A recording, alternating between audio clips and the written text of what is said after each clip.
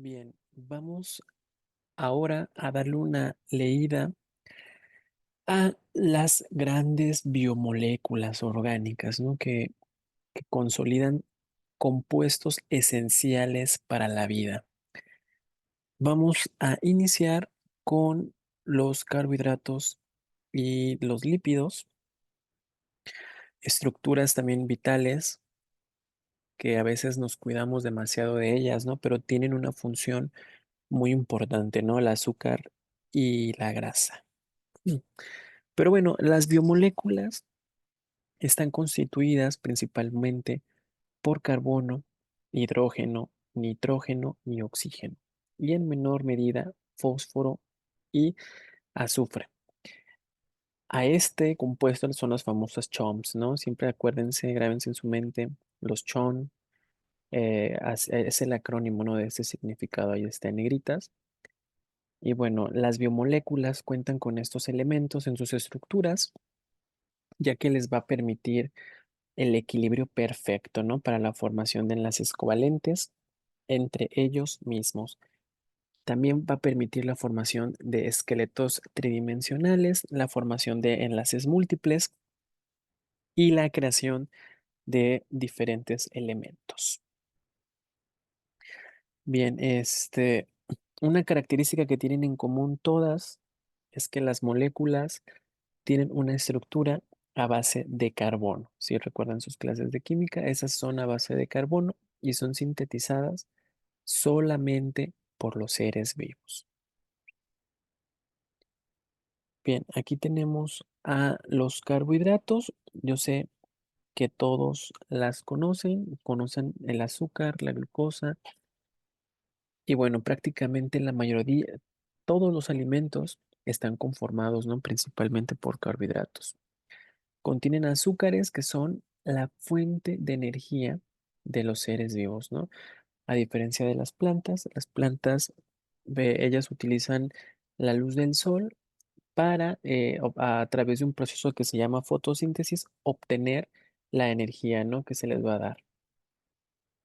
En cambio, a nosotros, pues nosotros los obtenemos desde los alimentos, ¿no? Lo que consumimos diariamente. Y nos van a proporcionar calorías, aunque pues varias de ellas pueden ser elementos únicamente para almacenamiento de energía, ¿no?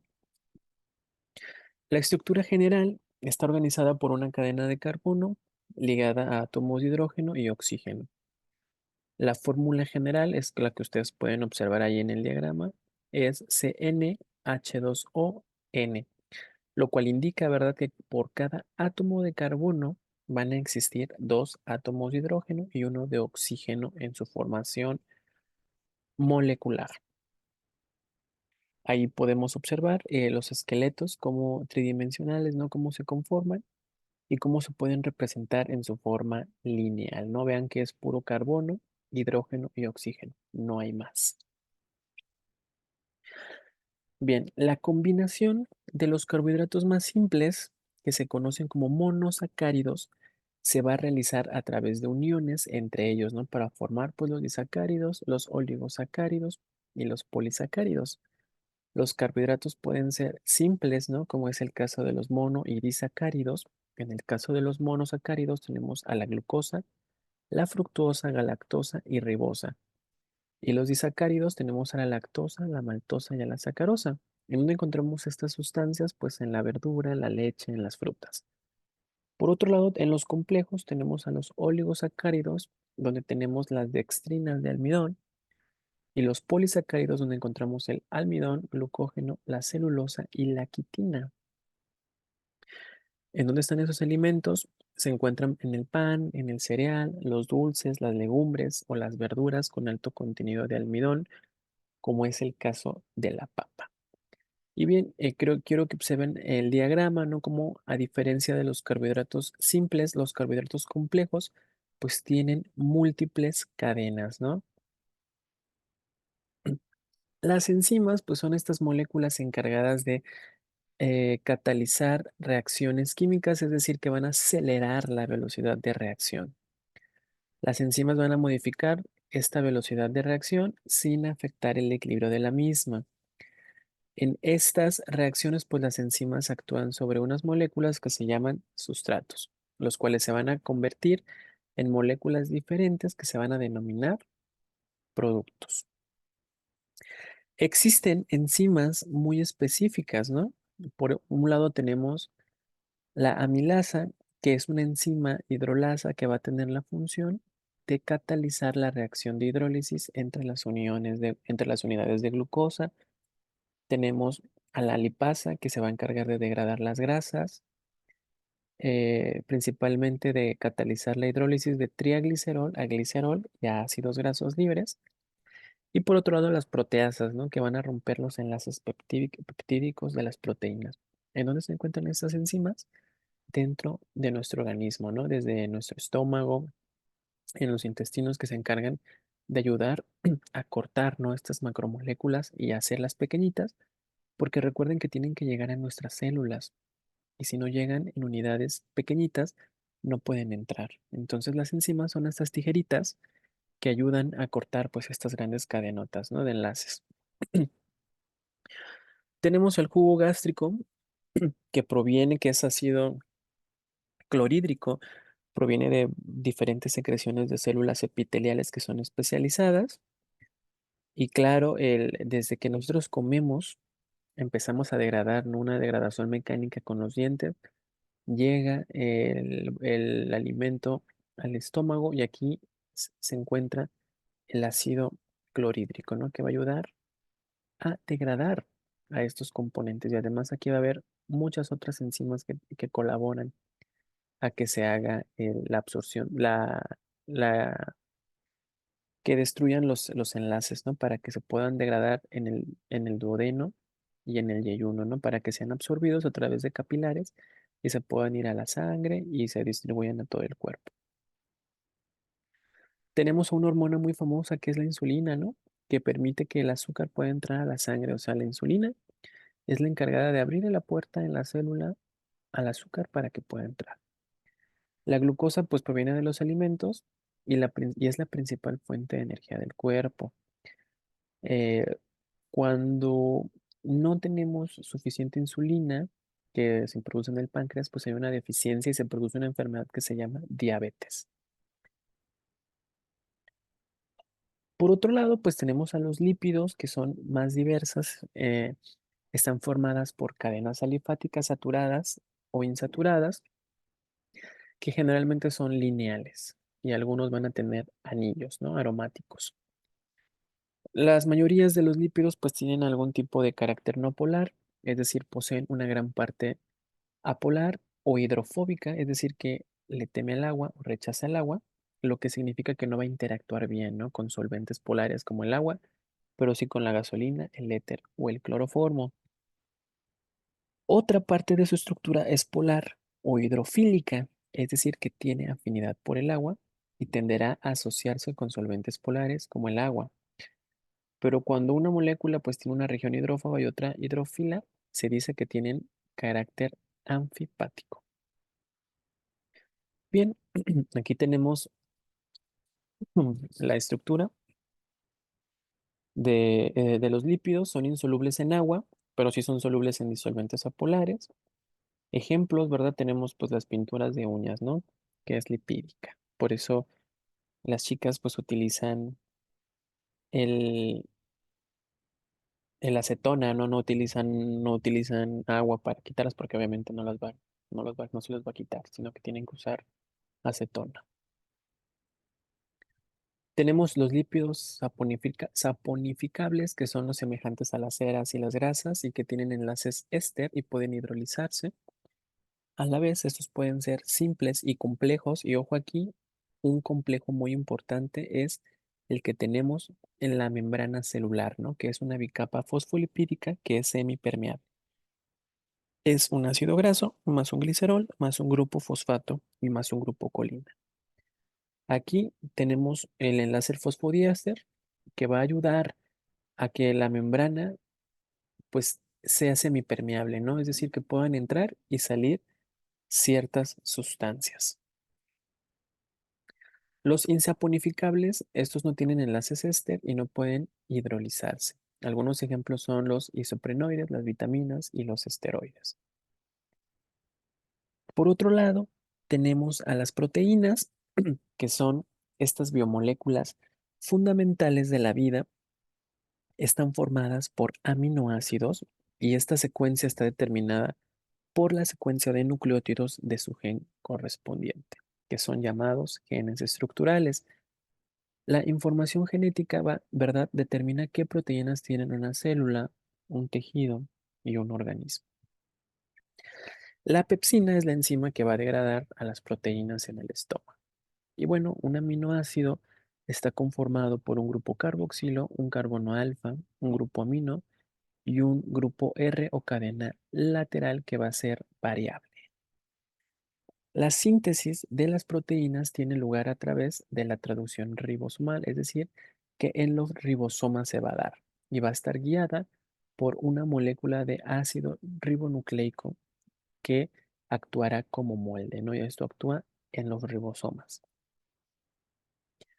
La unión la estructura de las proteínas es primaria cuando es la secuencia de una cadena de aminoácidos, o es secundaria cuando hay dos, eh, cuando las dos secuencias de aminoácidos interactúan a través de enlaces de hidrógeno, o va a ser terciaria, que va a ocurrir cuando ciertas atracciones están presentes entre las hélices alfa y las plegadas, o va a ser cuaternaria, que va a consistir en más de una cadena de aminoácidos.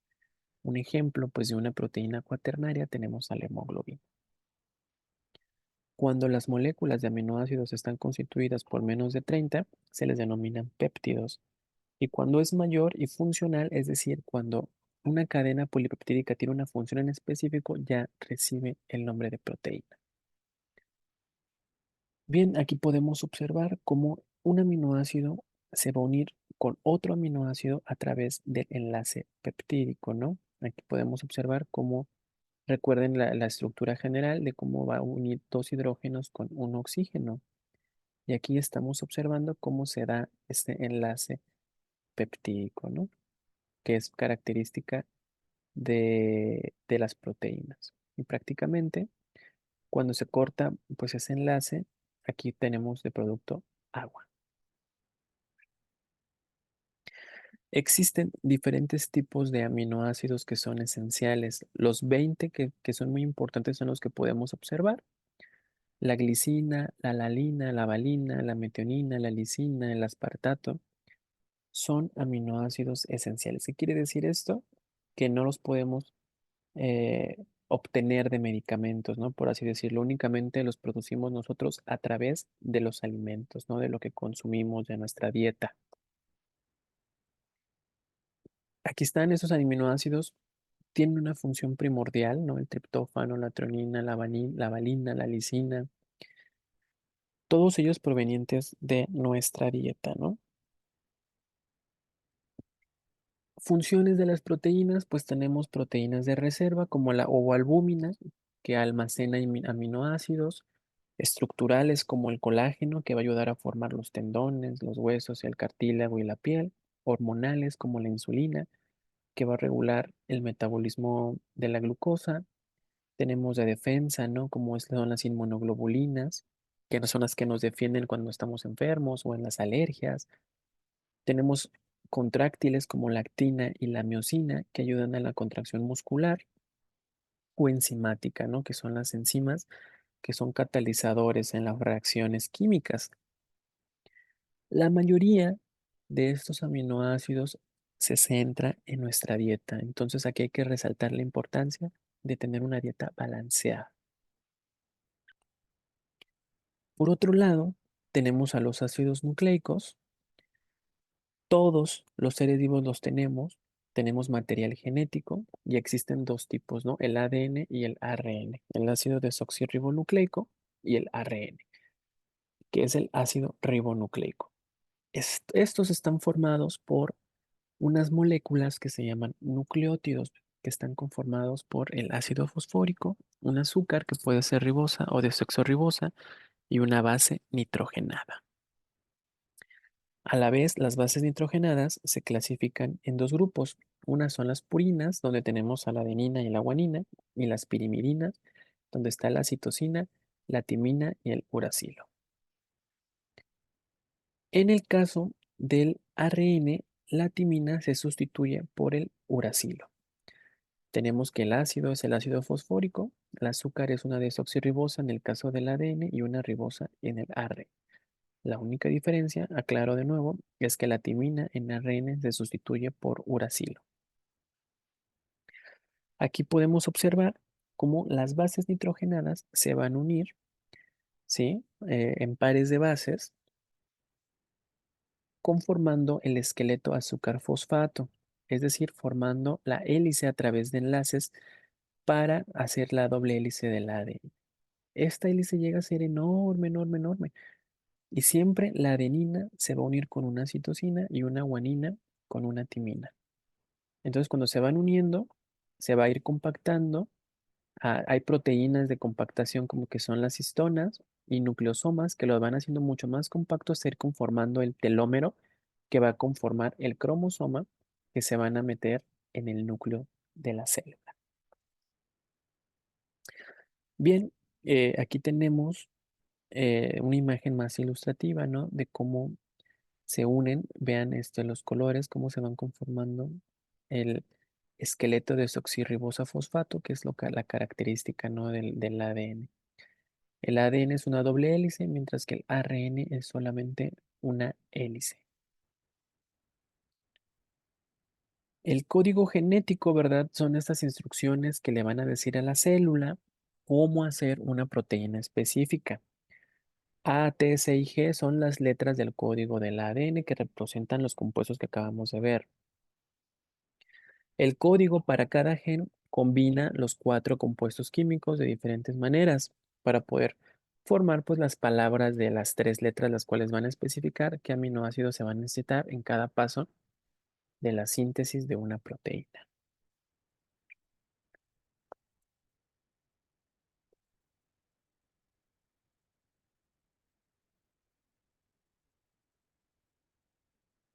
En este video vamos a revisar a los ácidos nucleicos.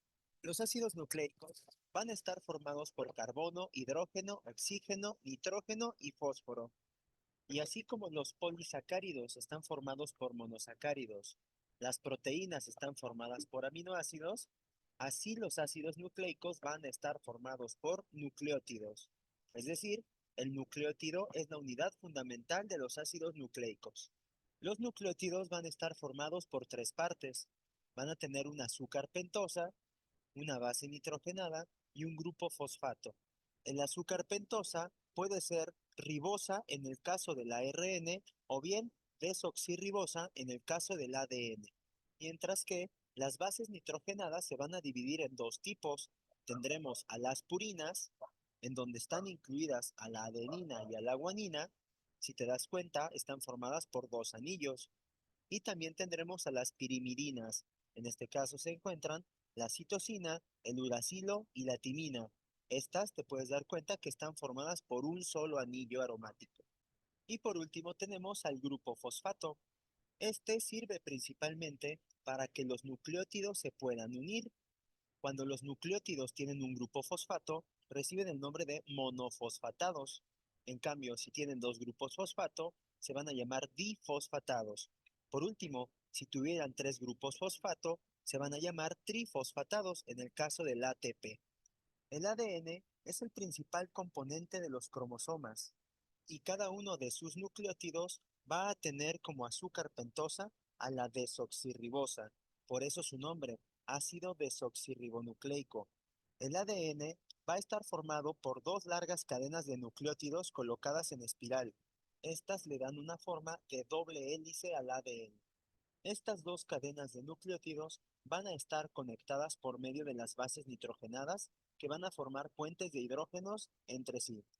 Las bases nitrogenadas presentes en el ADN son la adenina, timina, guanina y citosina. Y se unen siempre la adenina con la timina y la guanina con la citosina, o bien la timina con la adenina y la citosina con la guanina.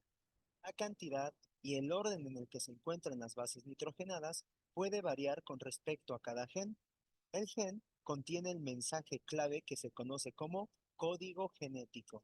El ADN se encuentra almacenado en los cromosomas en el núcleo de la célula, también se encuentra en la mitocondria o bien en los cloroplastos. Las tres funciones principales del ADN son: 1. Almacenar la información genética; 2. Copiarse a sí mismo en un proceso denominado replicación; y 3. Transmitir la información genética de una generación a otra. Revisemos ahora al ARN. Los nucleótidos del ácido ribonucleico van a contener al azúcar pentosa conocida como ribosa, por eso su nombre, ácido ribonucleico, porque contiene ribosa como azúcar pentoso. El ARN va a estar formado por una sola cadena de nucleótidos, dándole a este una forma lineal. Las bases nitrogenadas presentes en el ARN son adenina, uracilo, guanina y citosina. Te puedes dar cuenta que son las mismas bases nitrogenadas, solo que en vez de timina, ahora se tiene uracilo. Existen tres tipos de ARN que se forman a partir del ADN por un proceso denominado transcripción. El ARN mensajero. Este se encuentra en el nucleolo de la célula y es el responsable de llevar la información desde el gen del ADN dentro del núcleo hasta los ribosomas, donde se va a llevar a cabo el proceso de síntesis de proteínas. También se tiene al ARN ribosomal. Este se encuentra en los ribosomas, cuya función es codificar el mensaje en un proceso llamado traducción y unir a los aminoácidos para formar a las proteínas. Por último, tenemos al ARN de transferencia. Este se encuentra en el citoplasma de la célula y su función es transportar a los aminoácidos desde el citoplasma hacia los ribosomas para que se unan y se forme una proteína. Con esto tenemos entonces que el ADN se replica para formar más ADN y también se transcribe para formar ARN, mientras que el ARN lleva la información genética desde el ADN hacia los ribosomas, en donde se lleva a cabo el proceso de traducción para sintetizar a una proteína. Este proceso de replicación, transcripción y traducción se le conoce como el dogma central de la biología molecular. ¿Te gustó el video? Dale like.